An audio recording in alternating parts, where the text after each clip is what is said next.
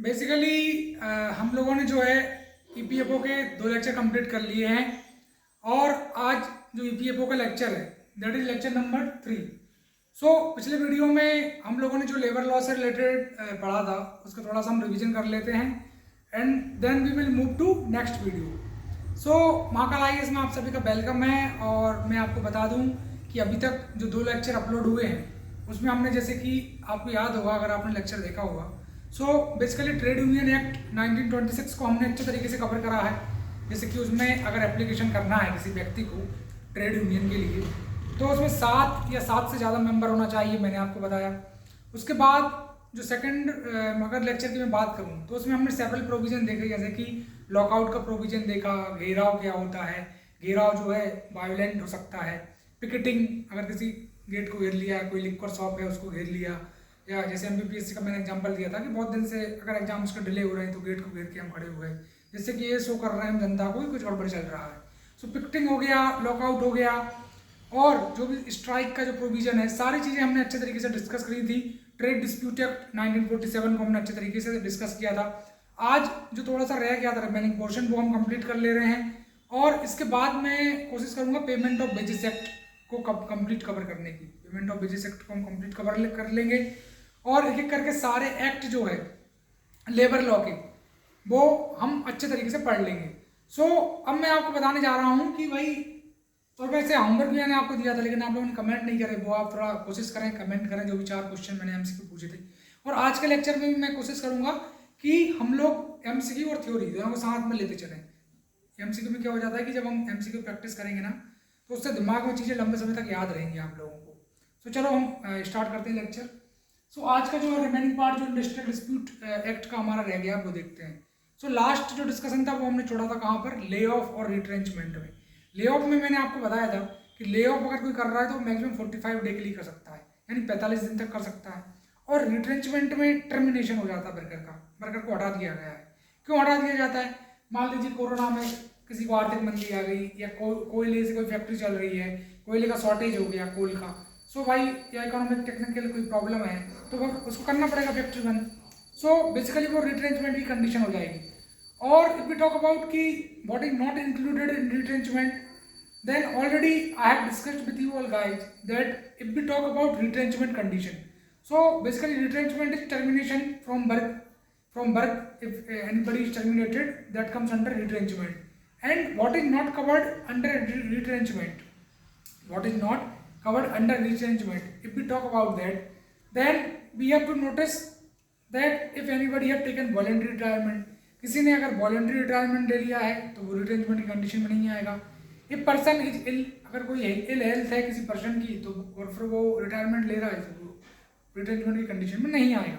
और तीसरा केस हमने देखा था सुपर एन्यूएशन का, कि भाई सुपर एन्यूएशन की कंडीशन है, मान लीजिए 25 साल की उसकी सर्विस हो गई है, उससे ज़्यादा की सर्विस हो गई है, फिर उसको अगर निकाल भी रहे हैं या वो रिटायरमेंट ले रहा है तो वो रिट्रेंचमेंट की कंडीशन में नहीं आएगा।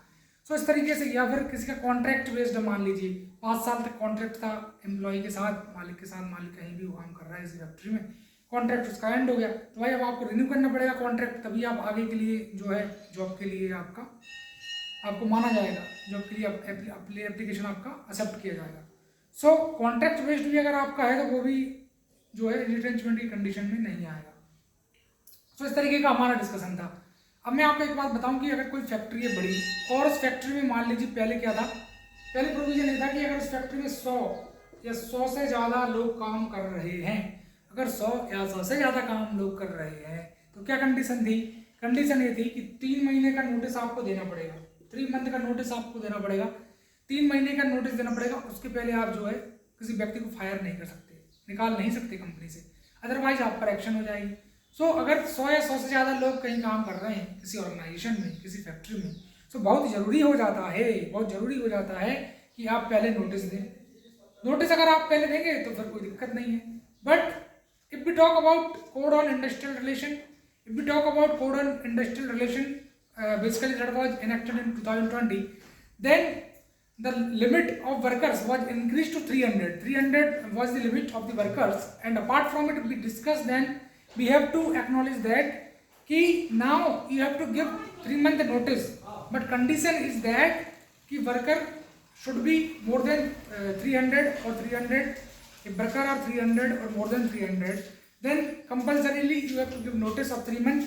But if worker is less than 300, अगर वर्कर 300 से कम है, 300 से कम मान लीजिए 290 वर्कर हैं, आपके 250 वर्कर हैं, आपके 250 वर्कर हैं, तो फिर वहां पर आपको 3 महीने की नोटिस देने की जरूरत नहीं है. You will not have to give any notice of 3 month. आपको कोई भी नोटिस देने की जरूरत नहीं है 3 महीने की. बट अगर आपके यहाँ पर जो है 300 से ज्यादा वर्कर हैं तो आपको नोटिस देना पड़ेगा 3 महीने.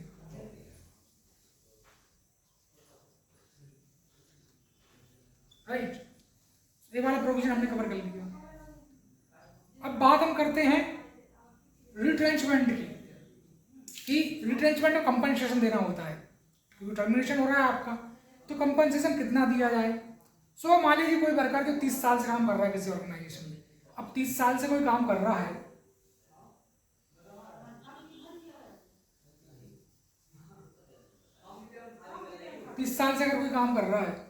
तो इसमें हम ये बात समझेंगे कि भाई आपको कि उसकी जो मान लीजिए साल भर की इनकम हम मान ले रहे हैं 2,40,000.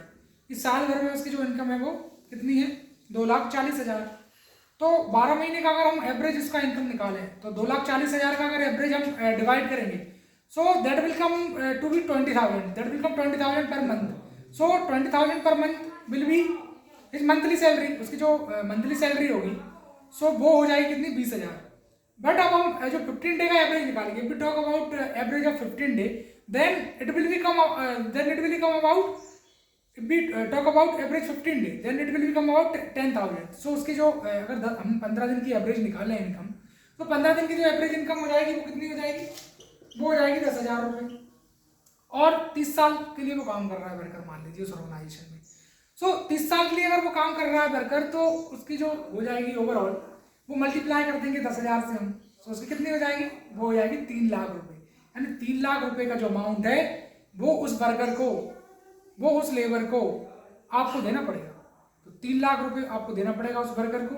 इस बात को आप इम्पोर्टेंट नोट कर लेंगे कि 3 लाख रुपए जो है उस वर्कर को आपको देना पड़ेगा. तो कंपनसेशन 15 डे का जो एवरेज कंपनसेशन जिसकी मैंने बात करी है ये आपको देना पड़ता है.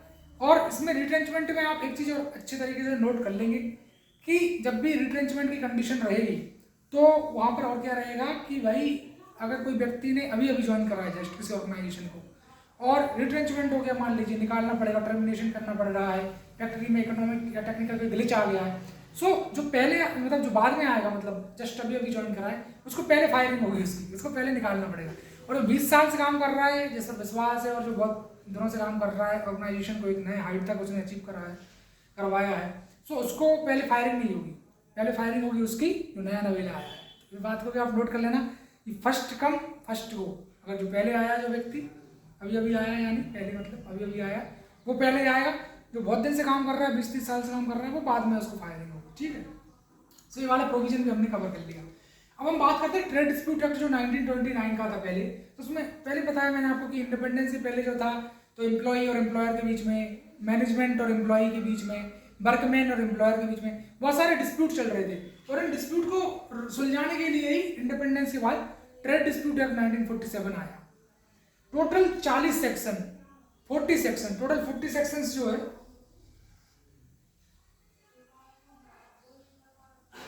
इनेक्ट हुए. टोटल 40 सेक्शन थे इस इंडस्ट्रियल डिस्प्यूट एक्ट 1947 में. और इसमें जो है 7 चैप्टर में डिवाइड हुआ.